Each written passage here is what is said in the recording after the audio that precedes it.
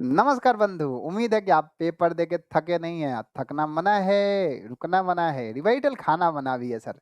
तो हम क्या कर रहे हैं अब एफएमएसएम की तैयारी कर रहे हैं। एफएमएसएम की तैयारी 1.5 दिन में कैसे करें? लेकिन इस 1.5 दिन की तैयारी हम बनाएँगे, बताएँगे भी, लेकिन उससे पहले मैं उम्मीद करता हूँ कि आपने ऑडिट में कुछ न कुछ आपने तैयारी की है। ऑडिट में 3 दिन मिले थे आपको पढ़ने के लिए या मिलेंगे, तो उस 3 दिन में आपने थोड़ा बहुत टाइम निकाल के एफएमएसएम पढ़ा होगा और एफएमएसएम नहीं पढ़ा होगा तो अभी टाइम है तो पढ़ लीजिए। 3 दिन बहुत है ऑडिट में, तो आधा दिन निकाल लीजिए या 1 दिन निकाल लीजिए, आधा दिन ही निकाल लीजिए सर। आधा दिन एफएम के लिए निकाल लीजिए। उसमें सर आप इन्वेस्टमेंट डिसीजन पढ़ लीजिए या वर्किंग कैपिटल एस्टिमेशन पढ़ लीजिए, कुछ पढ़ लीजिए ताकि जब आप एफएम एसएम को रिवाइज़ करने चाहें ना, तो उस समय लगे नहीं कि भैया इतना बड़ा सिलेबस होगा कैसे? चलिए, ऑप्टिमम यूटिलाइज़ेशन ऑफ रिसोर्स आपसे बढ़िया कौन जानेगा? बेहतर कैसे यूटिलाइज़ करें समय का सदुपयोग कोई आपसे सीखे। तो सर, हम आप आपके साथ बात करेंगे 1.5 डेज़ में एफएम और एसएम कैसे तैयार करें।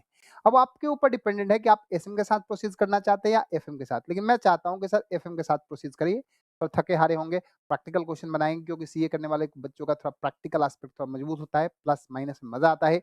तो प्लस माइनस करेंगे तो थोड़ा-सा मज़ा भी आएगा क्योंकि अभी-अभी ऑडिट पढ़ के आए हैं, आप थके हुए होंगे, थियरी पढ़-पढ़ के, तो पहले प्रैक्टिकल से शुरू करते हैं सर।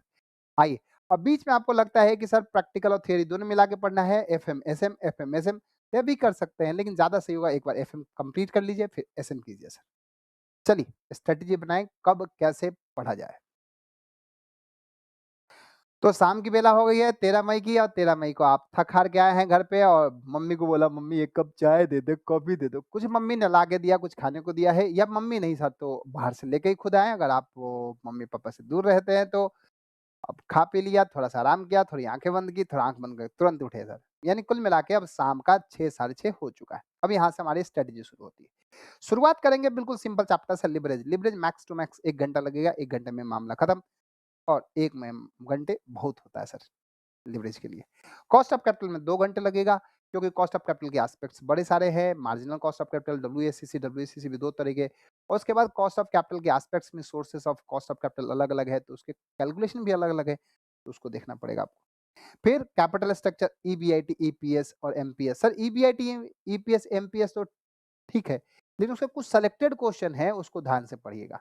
अच्छा, मैं कह रहा हूँ ना कि यहाँ पे क्वेश्चन हाथ से सॉल्व करने की ज़रूरत नहीं है सर, यहाँ बस देखने की ज़रूरत है। कॉन्सेप्ट पे ज़्यादा फ़ोकस्ड, एस्पेक्ट क्या-क्या क्वेश्चन में क्या-क्या नया एस्पेक्ट जो परेशान करता है, जब आप रिवीजन कर रहे थे जिसको हाइलाइट कर रखा है कि ये परेशान किया, उसको बिल्कुल ध्यान से पढ़ना है।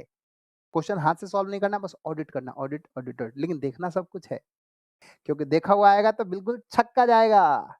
आइए sir, ratio analysis. What is ratio analysis? अभी रेशियो एनालिसिस समझाना थोड़ी ना सर। रेशियो एनालिसिस 2 घंटे में पढ़ेंगे सर।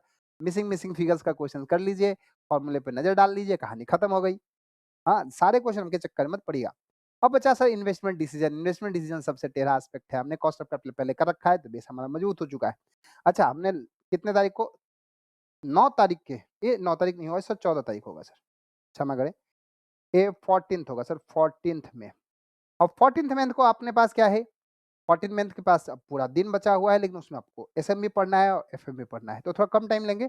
लेकिन 7 घंटे हमने ले लिया है किस दिन को, 14th मई को। अब इन्वेस्टमेंट डिसीजन स्टार्ट करें, इन्वेस्टमेंट डिसीजन 3 घंटे, अगर आप चाहेंगे थोड़ा-सा फास्ट होंगे तो 2.5 घंटे में निपट जाएगा, क्योंकि एस्पेक्ट मीन्स जो डिसीजन मेकिंग टूल्स है, अब उसमें टाइम मत लगाना है, एनपीवी निकालना है, फिर छोटे-छोटे क्वेश्चन आईआर निकालना है, ये सब में मत।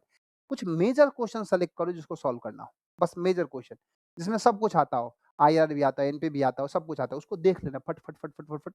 लेकिन कॉन्सेप्ट सबका पढ़ना, एक-एक एस्पेक्ट सब पढ़ना। जैसे डब्ल्यूडीबी मेथड होता है, तो उस केस में अगर हमारा ब्लॉक ऑफ एसेट्स बनना है, तो उसमें ट्रीटमेंट क्या होगा, इस तरह की बात है।